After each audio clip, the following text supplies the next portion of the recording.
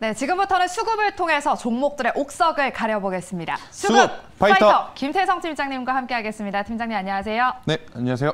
네, 먼저 수급 동향부터 한번 살펴보겠습니다. 현재 외국인과 기관 모두 코스피, 코스닥 양시장 모두에서 팔자세, 매도 우위를 보여주고 있는데요.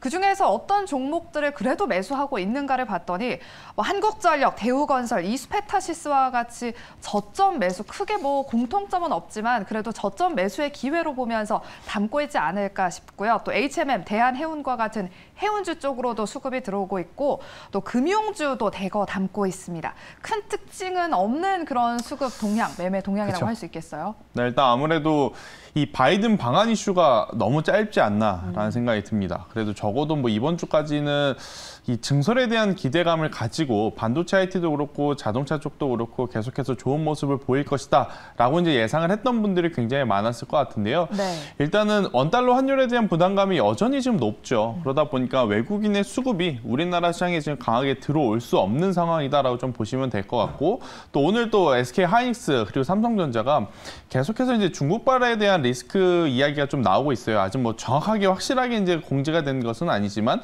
그러한 이슈로 인해서 불확실성이 커지다 보니까 수급이 지금 약해질 수밖에 없다.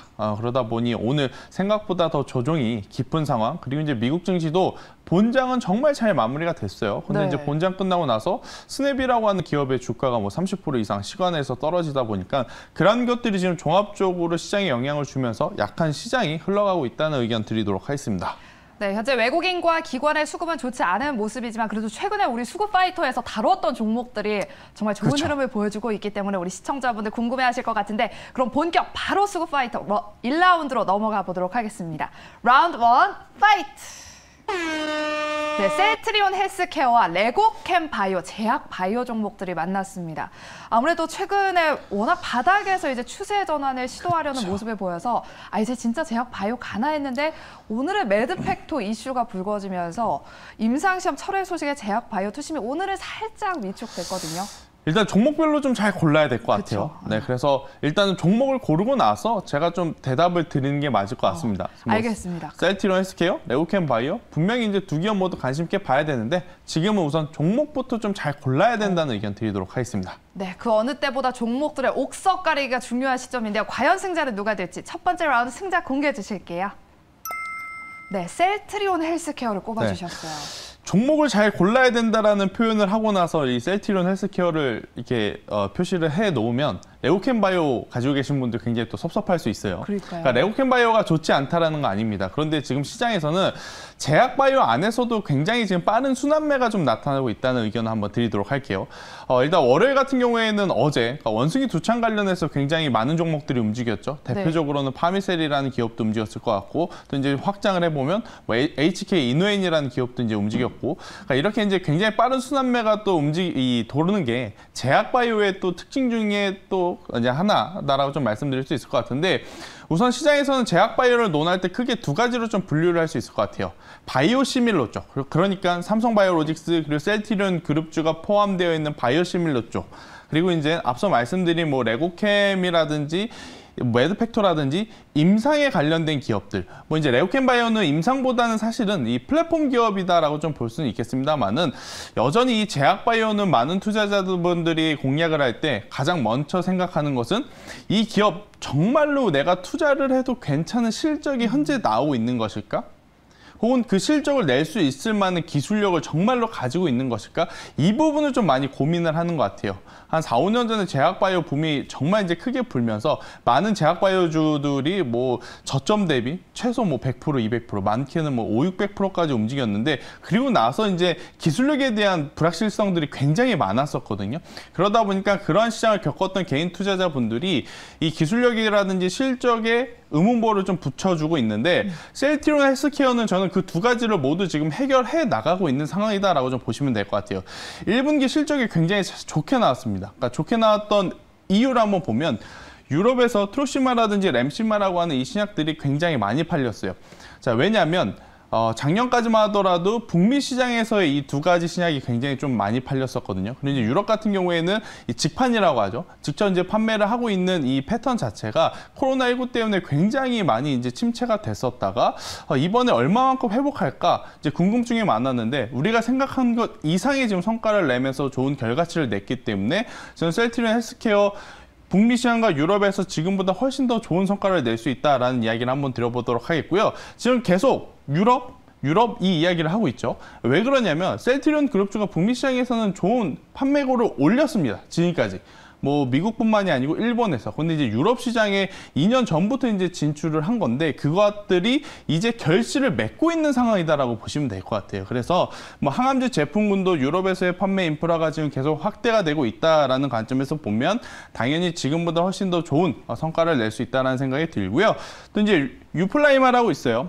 단어가 정말 어렵습니다. 저도 제가 제약바이오는 여러분들한테 설명드릴 때 이게 제품 이름이 맞지 않나 가장 고민하는 것 중에 하나인데 이 유플라이마라고 하는 제품 자체가 일본에서도 이 램시마나 트룩시마처럼 굉장히 또 좋은 성과고를 좀 올리고 있다라는 이야기가 있기 때문에 지금보다 훨씬 더 붐업을 할 수 있는, 그러니까 밸류를 올릴 수 있는 셀트리온 헬스케어다라는 의견 한번 드려보도록 하겠습니다. 네, 그렇다면 셀트리온 헬스케어 목표가와 손절가 어느 정도로 잡아볼까요? 네, 일단 매수하시기에는 부담스럽지는 않다라는 생각이 네. 들어요. 굉장히 이제 그동안의 시장에서 정말 소외를 받아도 많이 받은 그러한 상황이라서 저는 오늘의 종가에 매수를 하시는 게 좋다라고 생각이 들고 손절가는 그냥 간단하게 잡겠습니다. 전 저점 이탈되는 부분이 5만 원이라는 가격대가 이탈이 되게 되면 손절을 하시는 게 맞을 것 같고요. 그렇지 않다면 목표가는 1차적으로는 7만 5천 원을 한번 제시 드려보면서 셀트리온 헬스케어 대형주죠. 네. 대형주이긴 하지만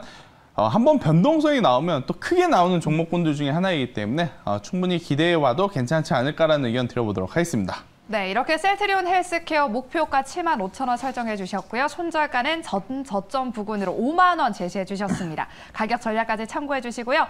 그럼 두 번째 라운드 바로 넘어가 보도록 하겠습니다. 두 번째 라운드 라인업 바로 공개해 주실게요.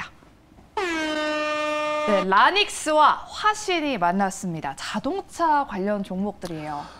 네, 일단 사실 우리나라 지금 현재 시장에서 오늘 원래는 좋았어야 됐던 섹터를 크게 뽑아보면 저는 반도체 IT와 자동차가 아닐까 싶은데 반도체는 우리가 생각한 것보다 지금 차익 매도라든지 실망 매도 물량이 굉장히 과하게 나타나고 있고 대신에 이제 자동차 쪽은 뭐 지수의 영향을 받고는 있지만 여전히 이 공략을 해볼 만한 요소들이 굉장히 많은 위치에서 흘러가고 있다라고 생각이 들어요. 그래서 이제 많은 자동차 부품사들이 있습니다. 뭐 현대차, 기아, 뭐 현대모비스, 현대위아 이러한 종목군들을 좀 제외하고 중소형 자동차 부품단에서 어떠한 종목군들을 공략을 하는 것이 지금 위치에서 가장 수익성적인 측면을 고려해 봤을 때 좋은 선택일까에 대한 고민을 좀 하실 것 같아서요. 라닉스와 화신 한번 체크해 드려보도록 하겠습니다. 네, 그렇다면 라닉스와 화신 중에 어떤 종목을 승자로 손에 꼽아 주실지 기대가 되는데 저 한 가지 궁금한 게 오늘 점심에 또 현대차에서 65조 원 깜짝 이제 투자를 하겠다고 밝혔잖아요. 네. 이에 관해서 또 수혜를 입을 수 있을까요? 당연하죠. 그래요? 네, 당연히 받아야 돼요. 제가 그리고 잠시 후에 종목이 선정이 되면 말씀드리겠지만 또 이제 그 뉴스 때문에 둘 중에 하나를 선택하기가 정말 고민이 됐던 것 중에 하나입니다. 그래서 이제 종목을 한번 먼저 보는 게 좋을 것 같습니다. 네, 과연 라닉스와 화신의 승자는 누구일지 두 번째 라운드 승자 바로 공개해 주실게요. 네, 우리 시청자분들 고민이 많이 되실 것 같아요. 화신을 꼽아주셨어요. 네, 일단 사실은 이 공장설에 대한 뉴스가 원래 계속 있었는데 오늘 점심에 또 추가적인 뉴스가 나오지 않았다면 저는 라닉스를 좀 골랐었을 것 같아요. 그래요? 자, 라닉스는 하드웨어 혹은 소프트웨어 솔루션을 좀 만드는 관련 있는 기업이다라고 좀 보시면 될 것 같아요. 그래서 자동차 부품단 안에서도 자율주행과 조금 더 이제 관련이 깊다라고 생각을 하시면 될 것 같고.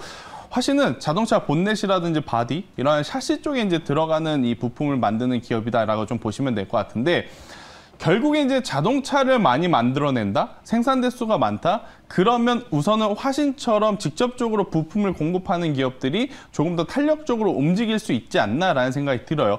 화신 같은 경우에는 현대 기아양 공급 비중이 전체 매출의 90%를 차지합니다. 뭐 이게 안 좋을 수도 있지만 지금은 굉장히 긍정적인 또 부분을 차지를 하죠. 확실한 공급처가 있다라는 것. 그리고 이제 이 모사라고 할 수 있는 현대기아가 충분히 증설에 대한 기대감 혹은 증설에 대한 결과치를 빠르게 나타낼 수 있기 때문에 저는 화신 같은 경우에는 지금보다 더 좋은 모습 보여줄 수 있다 생각이 들고 있고요. 현대차가 결국에 이제 미국 전기차 공장 건설 이것들이 향후에 장기적으로의 성장성을 가져가는 것이거든요.